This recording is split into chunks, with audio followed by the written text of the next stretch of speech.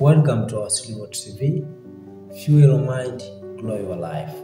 Siku leo nataka tujifunze kutoka kwenye one statement inayosema kwamba usually I learn more from my sheets than from books.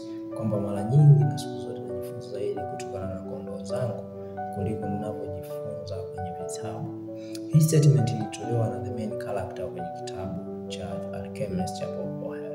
Sasa kutoka kwenye statement hii niliweza kujifunza vitu vinne, kwamba siku zote unatakiwa ujifunze zaidi kutokana na kazi unazofanya kila siku, majukumu unayopitia kila siku, changamoto unazokutana nazo kila siku, au aina za watu unaokutana nao kila siku kuliko unavyojifunza kwenye vitabu. Na kutoka na hii statement nikaweza kujifunza vitu vinne ambavyo ni muhimu sana na vinaweza vikakusaidia pia kutoka hapo ulipo kufika sehemu fulani. Kitu cha kwanza ni kwamba tumia uzoefu kama mwalimu. Kwa maana kwamba usisubiri tu course au vitabu unapotakiwa kusoma.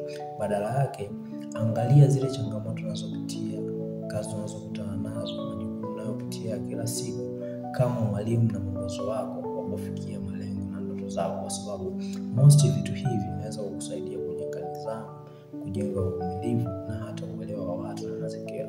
Lakini kitu cha pili nilichojifunza kutokana na hiyo statement ni kwamba angalia vitendo au tumia vitendo zaidi ya nadharia. Kwa maana kwamba watu wengi tumekuwa tukisoma zaidi kuliko tunafanya kazi ya vile tulivyovisoma. Kwa maana hiyo usibaki tu kusoma vitabu, badala yake angalia zile kazi unazofanya, watu unakutana nao, biashara. Tunasema kwamba fanya, jitose kwenye kazi zako, kwenye biashara au kwenye mradi fulani unaoanzisha kwa kila siku, kwa sababu zaidi unavyojifunza katika vitendo utaelewa zaidi kuliko unavyosoma bila kufanyia kazi katika vitendo.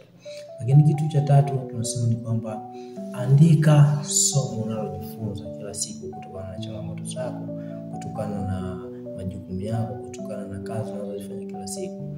Na ndio maana tunasema kwamba kila hatua unayopiga hakikisha kwamba unaiweka katika maandishi, kwa sababu you need to write something ambacho utakikumbuka. Na ndio maana kila changamoto unayokutana nayo hakikisha kwamba umejifunza kitu. Tumia hiyo changamoto kama mwalimu, itumie kama fursa.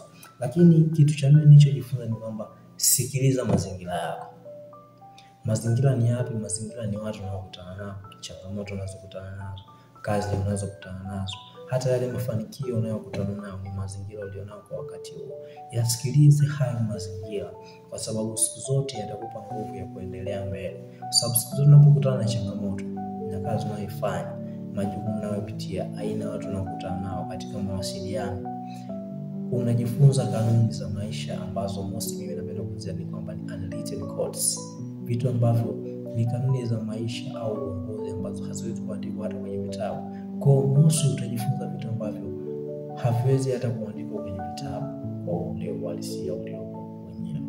So unatakiwa utambue kwamba siku zote kanuni unazopitia, changamoto unazopitia au aina ya watu unakutana nao ni mwalimu kuliko vile unavyojifunza kutoka katika vitabu.